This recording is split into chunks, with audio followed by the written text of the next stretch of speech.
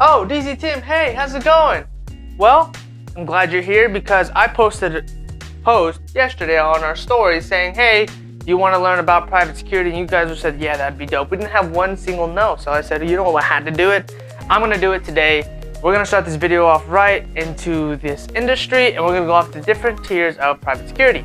Now, what are the tiers? What are the levels? So we go by levels. We go 2, 3, and 4. There are no level 1.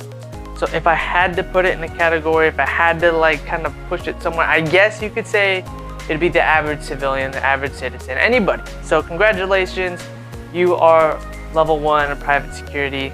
Give yourselves a pat on the back. Okay, now we're past that, all right? Moving on. Now, going on to level 2 is the non-commissioned officer. Now, steering away from the military, kind of get your military brain out of it. I know a lot of military people follow me on here, and it's not that. Even law enforcement, has nothing to do with that.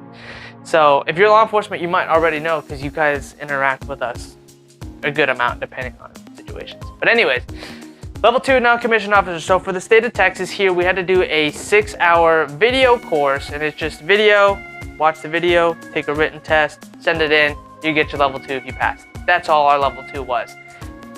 Depending on your state and depending on where you're from, requirements may be a little different, but here in Texas, that's what we had to do. It basically kind of goes over your mindset, who you are, your standards and procedures, and things of that sort. Very basic, barely kind of dipping your toe in the water type of stuff. Now moving up from there, level 3, and level 3 is a commissioned officer. Again, steering away from the military and law enforcement type structures and ranks and stuff like that. We don't, or at least in the companies I've been in, we don't do that. Some companies do rank structures. Disregard that. So level 3 is basically, in a nutshell, saying I can carry everything a police officer does. I have a duty belt, I can have a firearm with proper ammo, not FMJs, and then you get handcuffs. Well, you don't get it, but you have to buy it yourself. You can carry handcuffs or restraints, something that's not restricting blood flow, because at that point it becomes lethal force. So some type of restraint, you can get pepper spray or OC spray, tasers, and things like that. Pretty much everything, like I said, a police officer has in a nutshell.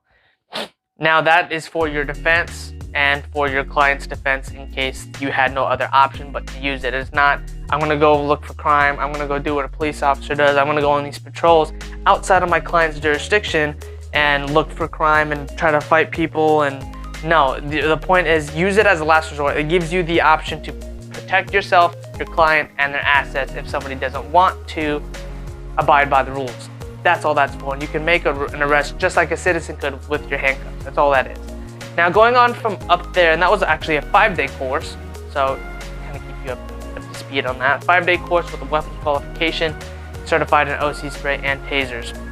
Now, quick caveat and a quick sidetrack on OC spray. A lot of people have stopped doing it. A lot of states have stopped doing it because they have realized once you start spraying, and if you keep spraying people, if they constantly get tested or recertified or whatever the case may be, you begin to damage, you can damage your eyes. Not 100%, but you can damage your eyes and become blind from it. So a lot of states have been cracking down on it and stopping doing that. Here in the state of Texas, they've stopped doing that. So moving on to level 4. What is level 4? Level 4 is the highest private security level you can go to, and that is Bodyguard and Executive Protection. Now this course for here that I've been looking at was a 3-day course of one of them, but it depends on the company and how they run things. 3-day course or 5-day course, something along those, between a 3 to 5-day course, and it basically kind of gives you a different aspect of things. Instead of protecting a client, a facility, and all their employees and assets and things like that, now you're protecting a single client or the team, depending on what they hired you for.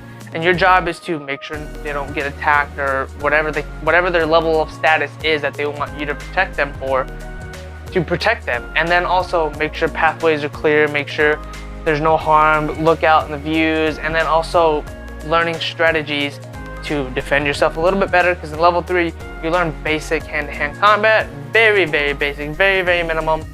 Level 4, you're gonna go up a little bit higher than that and go more advanced stuff, especially with shooting, kneeling, prone, switching positions, kind of stuff like all the gun guys teach, including myself.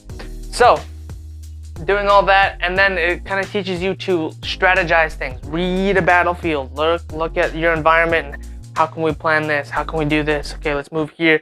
We need to go clear that building before we can let X, Y, and Z go inside, and we have to make sure these guys are okay, and da-da-da. So it kind of gets you in a point of thinking for yourself and being your own protector and getting and strategizing that way better. So hopefully this video was informational for you guys. As always, if I left anything out, you want to read anything more, comment down below anything you want me to elaborate on, and I'll continue on this road up to private security. So welcome to video 1 and goodbye with video 1. And I'll see you guys in the next video.